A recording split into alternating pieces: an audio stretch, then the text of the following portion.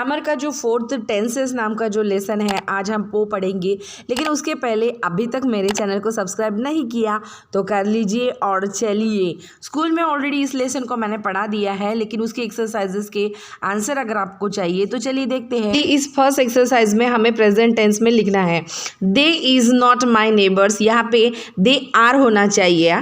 तो the classroom are है तो क्लासरूम एक ही है, इसीलिए ये द क्लासरूम इज होना चाहिए।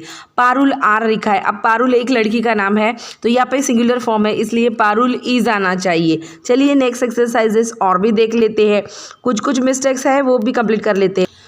अब यहाँ पे अवर स्कूल आर है तो स्कूल एक ही है तो यहाँ पे स्कूल इज आना चाहिए, अवर स्कूल इज वेरी फार।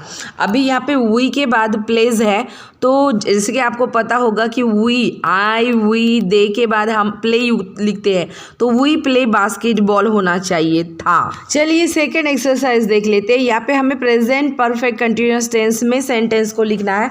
तो पहला जो है वो प्रेजेंट कंटिन्यूस टेंस में है, मदर इज कुकिंग लंच, ये वाला सेंटेंस। अभी हम प्रेजेंट परफेक्ट कंटिन्यूस टेंस में देखेंगे mother has been cooking lunch. अब सेकंड वाला we are learning French since class 4, we have been learning French since class 4 है। Third sentence it is raining very heavily outside, it has been raining very heavily outside. My elder brother is preparing for the exam. My elder brother has been preparing for his exam. Mrs. Chadda and Mr. Sinha are teaching yoga to the children. Mrs. Chadda and Mr. Sinha have been teaching yoga to the children. यहाँ पे देख सकते हैं कि singular जब होता है तब हम क्या यूज़ करते हैं, हैज़ करते हैं, और जब प्लूरल है तो हैव यूज़ करते हैं। थर्ड एक्सरसाइजेस में हमको पास्ट टेंस करना है, जो यहाँ पे इनकरेक्ट दिया है करेक्ट करना है। दे वॉज है, यहाँ पे हमें दे वेर लिखना है।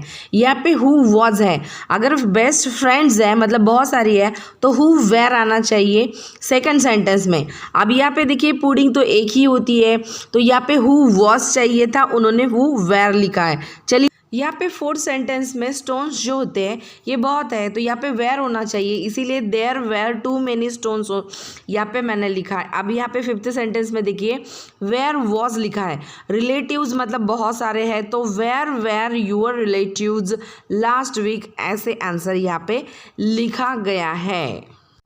Now we'll see the fourth exercise. In this fourth exercise, if a first sentence you will see the guest will never came late, here actually came, C-A-M-E, came, that is the past tense and we are writing here future, so the guest will never come होना चाहिए था।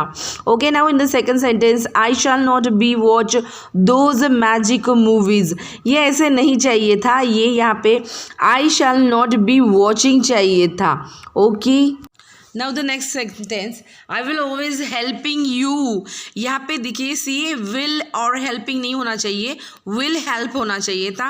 तो so answer should be like this one, I will always help you in your studies, our English teacher will taking, the same mistake is there, English teacher will take will be there. Okay, I shall not visited, here visited means past tense, but you know very well that in future tense we are using V1 visit. Now we will see the last and fifth exercise of this chapter.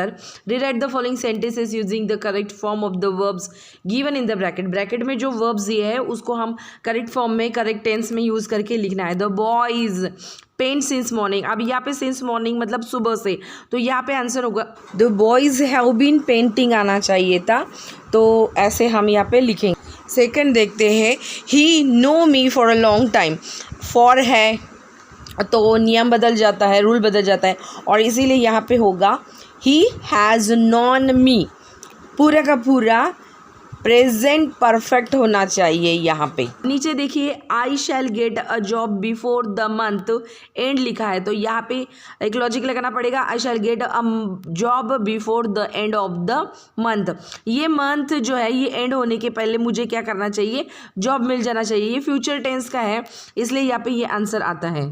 Fourth में देखिए the sun set in the west, ये तो universal truth है, तो यहाँ पे set जो होता है इसको एस लगने वाला है, the sun sets in the west. I wait an hour when you came to see me.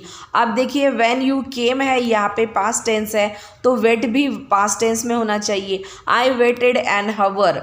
Okay, तो 6 वाला देखते। I come here on Sunday. I will come here on Sunday, future tense होगा।